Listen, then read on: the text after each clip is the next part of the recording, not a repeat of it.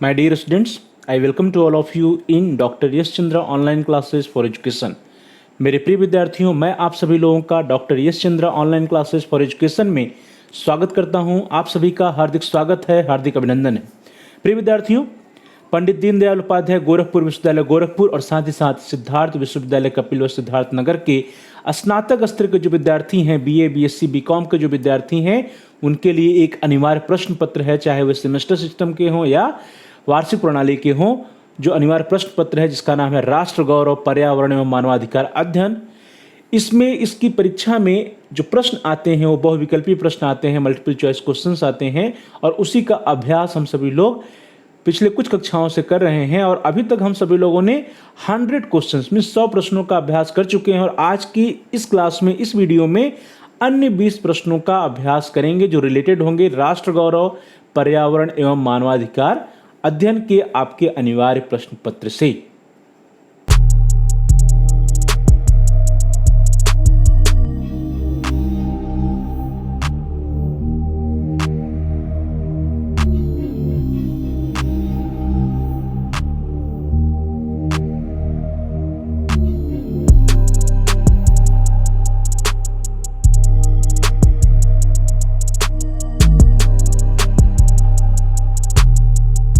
चलिए आज की क्लास को स्टार्ट करते हैं। राष्ट्र गौरव, पर्यावरण एवं मानवाधिकार अध्ययन अनिवार्य प्रश्न पत्र से जो प्रश्न पूछे जाते हैं उन्हीं प्रश्नों का हम सभी लोग अभ्यास कर रहे हैं जो वेरी इंपॉर्टेंट क्वेश्चंस हैं।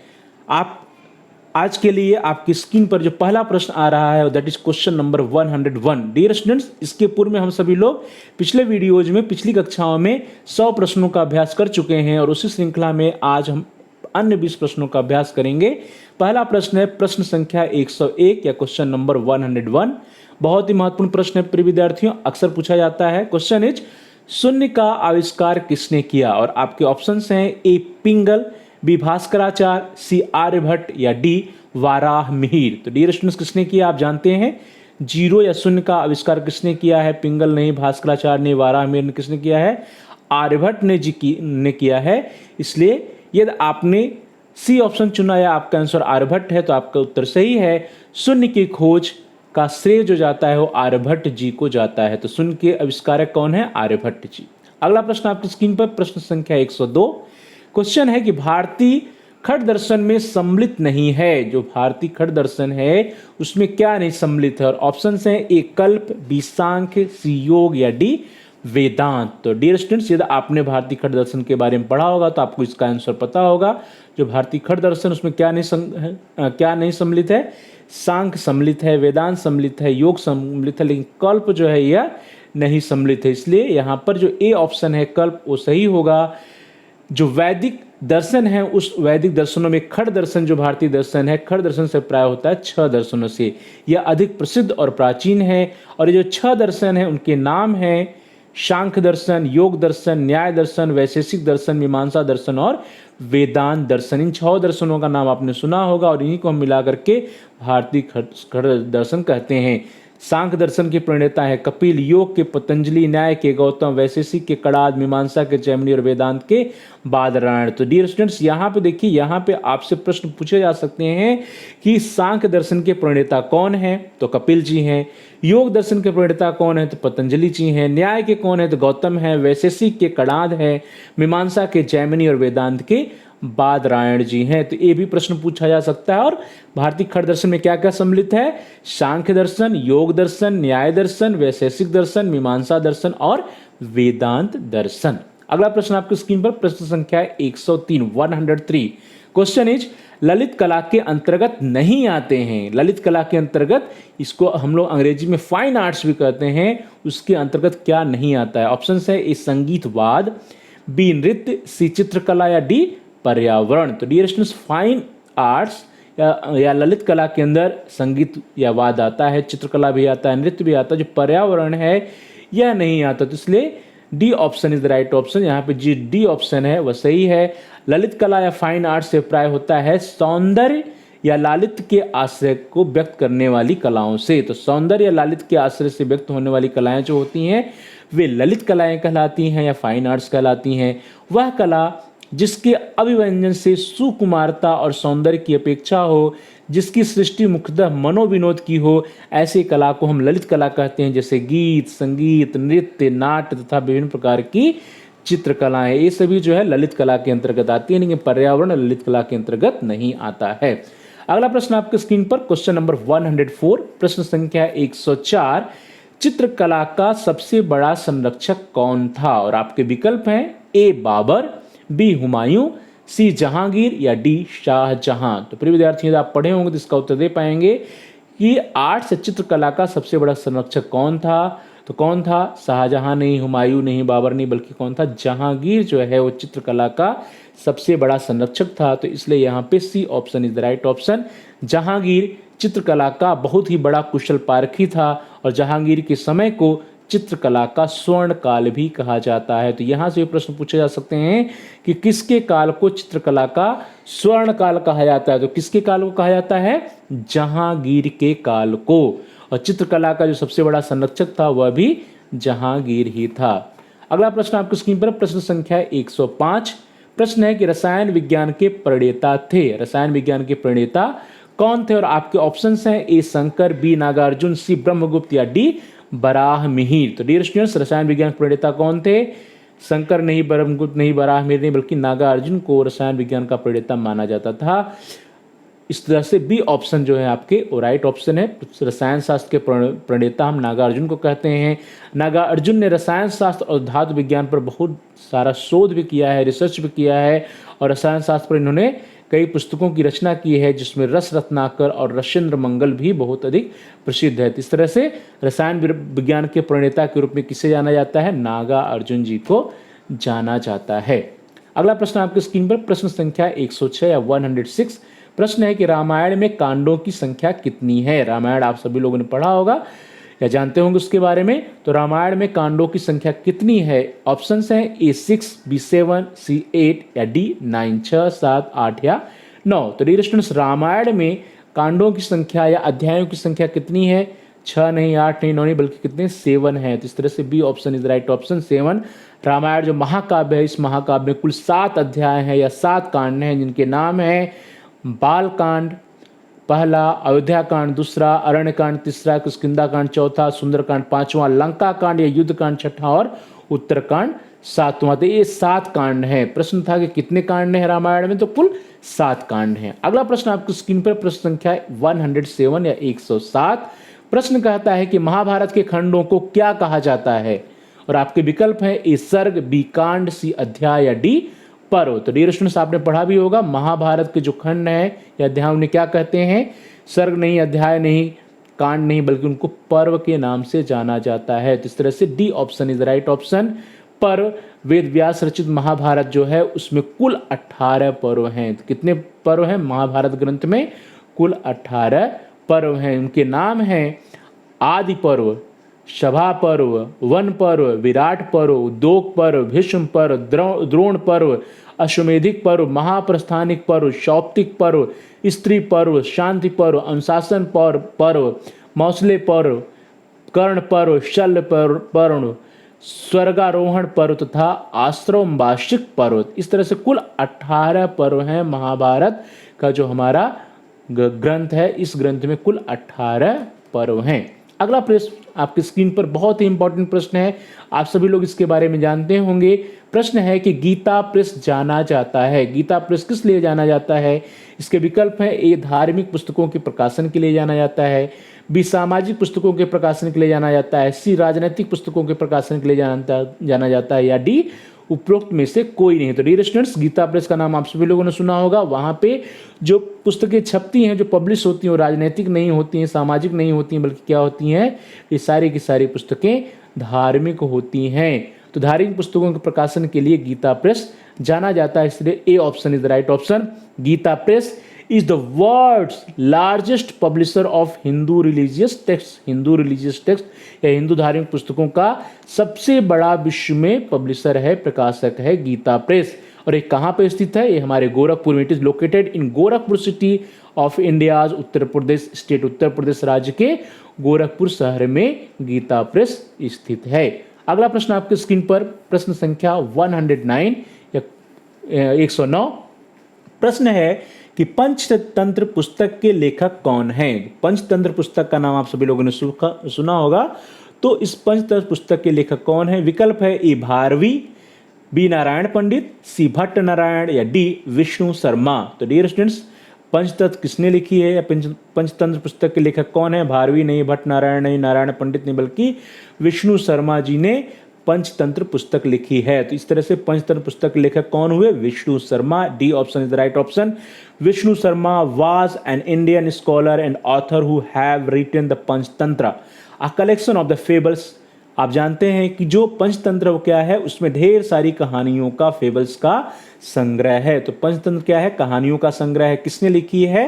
विष्णु शर्मा जी ने लिखी है। अगला प्रश्न आपकी स्क्रीन पर बहुत इंपॉर्टेंट प्रश्न है, अक्सर कॉम्पिटिटिव एग्जाम में पूछा जाता है। प्रश्न है कि विश्व पर्यावरण दिवस कब मनाया जाता है? और आपके ऑप्शंस हैं ए 8 अप्रैल, बी 5 जून, सी 5 सितंबर या डी 10 अक्टूबर। तो प्रिय विद्यार्थियों, विश्व पर्यावरण दिवस या वर्ल्ड इन्वायरमेंटल डे कब मनाते हैं? 8 अप्रैल नहीं, 5 सितंबर नहीं, 10 अक्टूबर नहीं, बल्कि 5 जून को वर्ल्ड इन्वायरमेंट डे या विश्व पर्यावरण दिवस मनाया जाता है। तो इस तरह से B option is the right option. हमारे नेचर को, हमारे प्रकृति को सुरक्षित रखने के लिए, उसे सुरक्षा प्रदान करने की आवश्यकता के बारे में लोगों को अवेयर करने के लिए, जागरूकता को बढ़ाने के लिए दुनिया भर में हर साल विश्व पर्यावरण दिवस 5 जून को मनाया जाता है।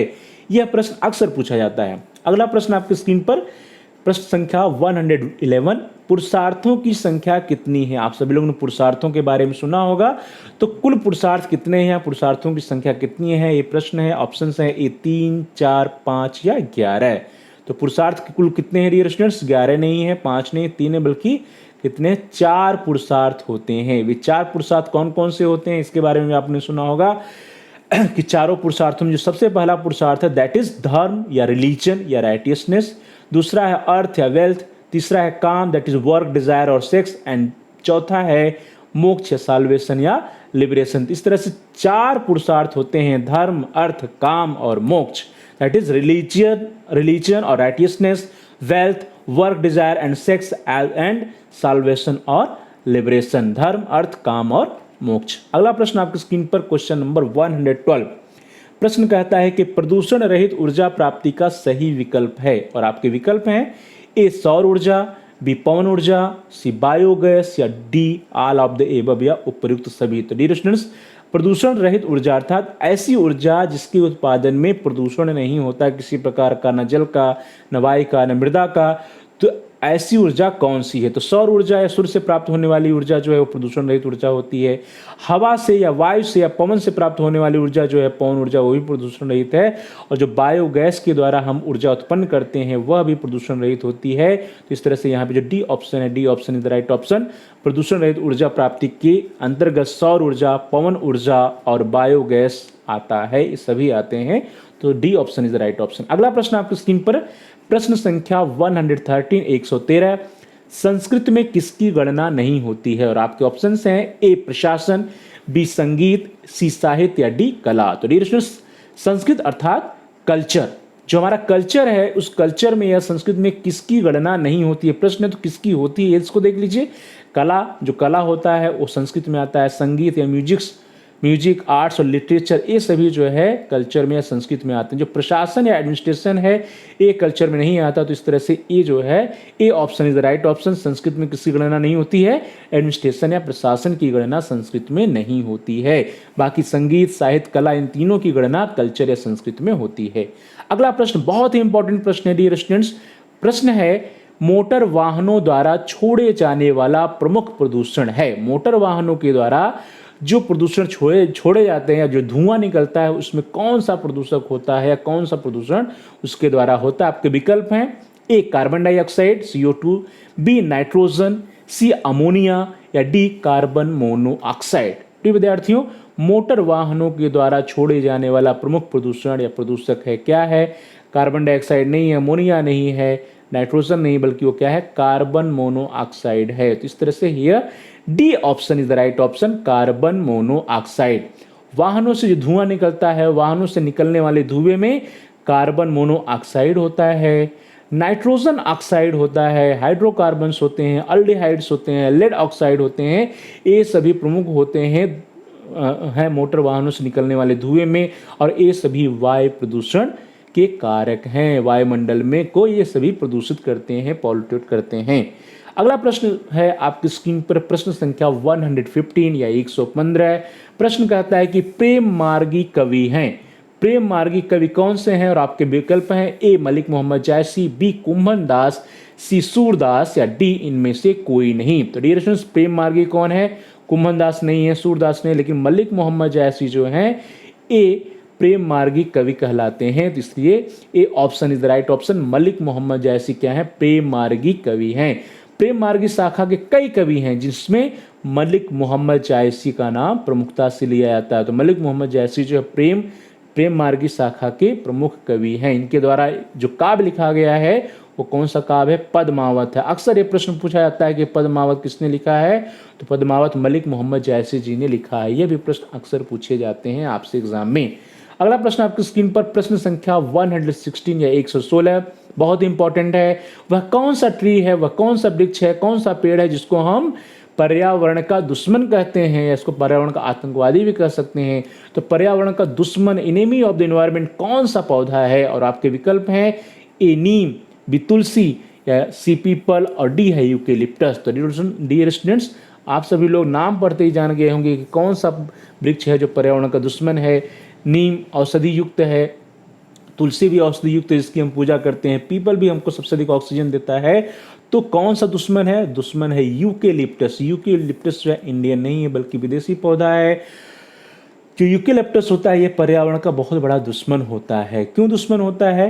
क्योंकि जो यूकेलिप्टस है इसका दूसरा नाम है नीलगिरी, और यह पर्यावरण का दुश्मन होता है। यूकेलिप्टस जो होता है पानी या वाटर को बहुत अधिक एब्जॉर्ब करता है। इसीलिए अंग्रेजों ने अपने समय में जहाँ पे ज़मीनें दलदली थीं, जो दलदली ज़मीनें थीं, उन दलदली ज़मीनों को सुखाने के लिए, सूखी धरा बदलने के लिए अंग्रेजों ने भारत में यूकेलिप्टस का पेड़ लगाया। लेकिन आज भी पर्यावरण में यूकेलिप्टस के पेड़ आप देख सकते हैं, वृक्ष देख सकते हैं, और वो हमारे पर्यावरण के लिए मुसीबत बनती जा रही है। क्यों?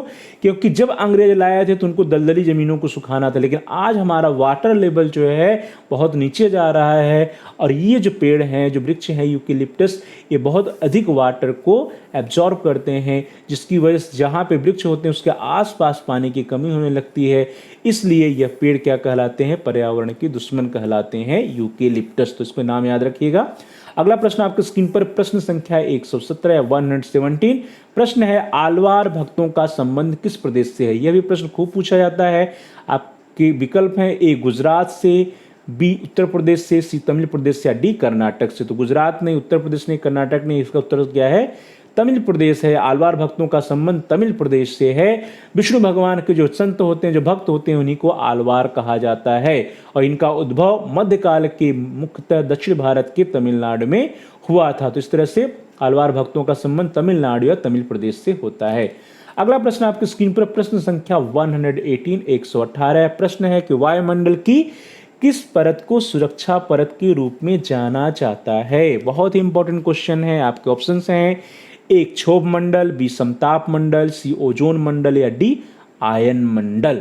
डियर स्टूडेंट्स, जिसको हम लोग इंग्लिश में कहते हैं ट्रोपोस्फीयर कहते हैं, स्ट्रेटोस्फीयर कहते हैं, ओजोस्फीयर कहते हैं, और आयनोस्फीयर कहते हैं। तो क्षोभ मंडल, समताप मंडल, ओजोन मंडल और आयन मंडल, इसमें से कौन सा एक मंडल है जो कि सुरक्षा परत के रूप में जाना जाता है? तो क्या कौन सा है? क्षोभ मंडल नहीं, समताप नहीं, आयन नहीं, बल्कि जिसका नाम ही है ओजोन, जिसमें ओजोन की एक परत पाई जाती है, लेयर पाई जाती है इस मंडल में, इसलिए इस मंडल का नाम है ओजोन मंडल। तो ये सही है, क्योंकि ये ओजोन की जो परत होती है यही हमको सुरक्षा प्रदान करती है। किससे?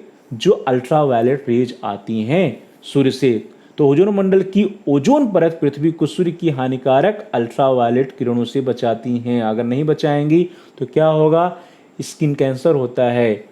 स्किन कैंसर होता है इस जो अल्ट्रावायलेट रेज होती हैं, इसलिए उन अल्ट्रावायलेट रेज को जो ओजोन की परत है वो उसको रोकती है। साथ ही साथ टेम्परेचर भी बहुत अधिक बढ़ेगा।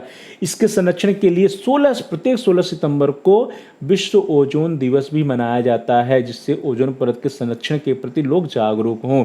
तो यहाँ से भी एक प्रश्न पूछा जा सकता है कि ओजोन के संरक्षण के लिए या ओजोन मंडल के संरक्षण के लिए विश्व ओजोन दिवस कब मनाया जाता है? तो 16 सितंबर को मनाया जाता है। वह कौन सा परत है जो कि सुरक्षा परत के नाम से जाना जाता है, या कौन सा मंडल है जिसमें सुरक्षा परत स्थित होता है? तो ओजोन मंडल या ओजोन परत की बात आती है। अगला प्रश्न आपकी स्क्रीन पर प्रश्न संख्या 119 या 119 प्रश्न है कि परम प्रियतम परमात्मा को प्रेम द्वारा पाना किस साधना का अंग है? परम प्रियतम परमात्मा को प्रेम द्वारा पाना किस साधना का अंग है? And your options are A Sufi sadhana, B Ram bhakti sadhana, C Krishna bhakti sadhana, या D none of the above, या इनमें से कोई नहीं। तो डियर स्टूडेंट्स, नाम से स्पष्ट है, परम प्रियतम परमात्मा को प्रेम द्वारा पाना किस साधना का अंग है? सूफी नहीं, राम नहीं, ये है कृष्ण भक्ति साधना का अंग। तो इस तरह से यहाँ पे जो सी ऑप्शन है, C option is the right option. परम प्रियतम परमात्मा को प्रेम द्वारा पाना कृष्ण भक्ति साधना का अंग है। और अगला प्रश्न आपकी स्क्रीन पर प्रश्न संख्या 120 क्वेश्चन इज विश्व ओजोन दिवस कब मनाया जाता है? और इसके ऑप्शंस हैं ए 14 सितंबर, बी है 16 दिसंबर, सी है 16 सितंबर, या डी है 19 दिसंबर या 19 दिसंबर। यह भी प्रश्न अक्सर पूछे जाते हैं कॉम्पिटिटिव एग्जाम में। वर्ल्ड ओजोन डे या विश्व ओजोन दिवस कब मनाते हैं? 14 सितंबर नहीं, 16 दिसंबर नहीं, 19 दिसंबर कब मनाया जाता है? 16 सितंबर या 16 सितंबर को विश्व ओजोन दिवस मनाया जाता है।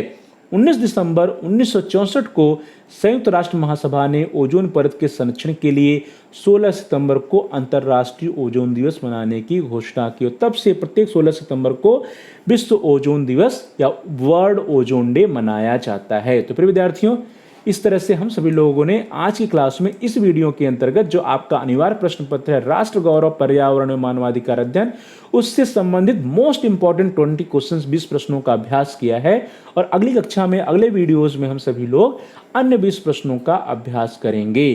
तो thanks for watching, thanks to all of you. Please like, share and comment on the video. Dear students, आप इस वीडियो को लाइक कीजिए और इस वीडियो को अधिक से अधिक अपने फ्रेंड सर्किल में, दोस्तों के साथ, सहपाठियों के साथ शेयर कीजिए, जिससे कि वे भी इस वीडियो का लाभ उठा सकें, उनका भी अध्ययन कार्य सुचारू रूप से आगे बढ़ सके। और साथ ही साथ आप इस वीडियो पे कमेंट्स भी कर सकते हैं। कमेंट्स के द्वारा यदि आपका कोई बहुमूल्य सुझाव है या कोई प्रश्न है या कोई समस्या है तो आप हमसे शेयर कर सकते हैं, हम तक पहुंचा सकते हैं। हम आपके प्रश्नों का उत्तर देने का प्रयास करेंगे, आपकी समस्याओं का समाधान करने का प्रयास करेंगे, और साथ ही साथ जो भी आपके वैल्यूएबल सजेशंस होंगे, फीडबैक होंगे, उसके आधार पर हम परिवर्तन करने का प्रयास करेंगे या उन सजेशंस, उन सुझावों पर अनुपालन करने का प्रयास करेंगे। तो please like, share and comment on the video. Also subscribe the channel. Dear students, आप सभी लोगों ने अभी तक चैनल को सब्सक्राइब नहीं किया है, कृपया आप चैनल को सब्सक्राइब कर लीजिए, जिससे कि आप अपने कोर्स से रिलेटेड सभी इंपॉर्टेंट वीडियोज को प्ले लिस्ट में जाकर के आसानी से सर्च कर पाएँ, आसानी से ढूंढ पाएँ, देख पाएँ। इसके लिए जरूरी है कि आप चैनल को सब्सक्राइब कीजिए और साथ ही साथ जहाँ पे सब्सक्राइब लिखा है उसके बगल में घंटी का आकार है, बेल का आइकन है, उसको प्रेस कीजिए। उसको दबाने से कुछ ऑप्शंस आते हैं, उन विकल्पों में से आप आल के ऑप्शन को सेलेक्ट कर लीजिए। इससे यह होगा कि आपके कोर्स से रिलेटेड जितनी भी नए एजुकेशनल वीडियोज आएंगी उसकी नोटिफिकेशन, उसकी सूचना आपको समय से मिल जाएगी और आपका कोई भी वीडियो मिस नहीं होगा। तो प्रिय विद्यार्थियों, thanks for watching, thanks to all of you. Please like, share and comment on the video. Also subscribe the channel and press the bell icon all. अन्य 20 महत्वपूर्ण प्रश्नों के साथ हम जल्द ही मिलते हैं अगले वीडियो में, अगली कक्षा में। तब तक के लिए आप सभी का बहुत बहुत धन्यवाद।